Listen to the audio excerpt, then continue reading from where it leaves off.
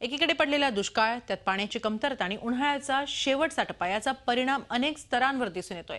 विशेषतः भाज्यांच्या किमती जवळपास सर्वच भाज्यांचे भाव कडाडले आहेत। भाज्या 80 ते 120 रुपये किलोवर पोहोचल्या आहेत। मुंबई ठाण्यात येणाऱ्या सर्व भाज्या पुणे, नाशिक, गुजरातवरून तर मिरची हैदराबादवरून येते। उन्हाळ्याचा शेवटचा टप्पा आहे, त्यामुळे दुष्काळामुळे भाज्यांची आवकही कमीच आहे।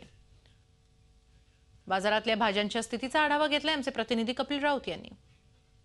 मे महिन्याचा शेवटचा टप्पा आणि पडलेला दुष्काळ यामुळे सर्वांवरतीच परिणाम होतोय। पाणी मिळत नाहीये, पण सर्वात मोठा फटका जो बसतोय तो भाजी खाण्याला ग्राहकांना।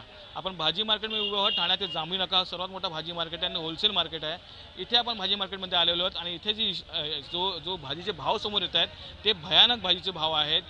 घेवडा असो किंवा मग फरसबी असो किंवा भेंडी असो किंवा शिराळी असो, ह्यांचे भाव तर गगनाला भिडलेले आहेत। जवळपास 120 रुपये किलो ह्यांचे भाव झालेले आहेत।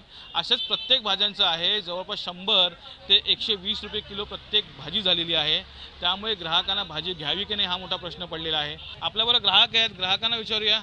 सर, भाजी घ्यायला येत आहेत, काय परिस्थिती आहे? पहिल्यासारखं मार्केट साहेब राहिले नाही।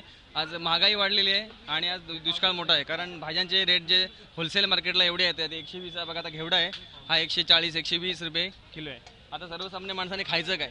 विचार करून घ्यावं लागतं। अर्धा किलो घ्यायचे त्या ठिकाणी पाव किलो घ्यावं लागतं, कारण ते इतकं महाग आहे। अर्धा किलोचा भाव पाव किलो द्यावं लागतं, म्हणून म्हणजे विचार करावा लागतो आम्हाला। आणि ते मालकांचे एवढे पगार सुद्धा नसतात, मग कसं घर चालवायचं आम्ही? व्हिडिओ संदीप भारतीचा कपिल राऊत, झी मीडिया, ठाणे। झी 24 तास रहा एक पाऊल पुढे।